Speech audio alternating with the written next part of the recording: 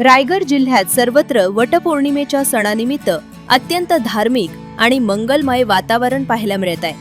पेण तालुक्यातील झोतीरपाडा परिसरात वटपौर्णिमेचा सण पारंपरिक पद्धतीने आणि भक्तिभावानं मोठ्या उत्साहात साजरा करण्यात आला।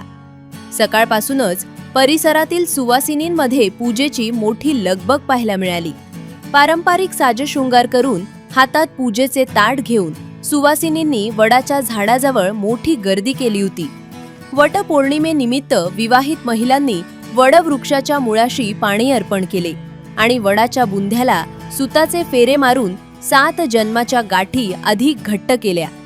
पिढ्यानपिढ्या चालत आलेल्या या संस्कृतीचे आणि परंपरेचे जतन करत महिलांनी मनोभावे वडवृक्षाची पूजा केली।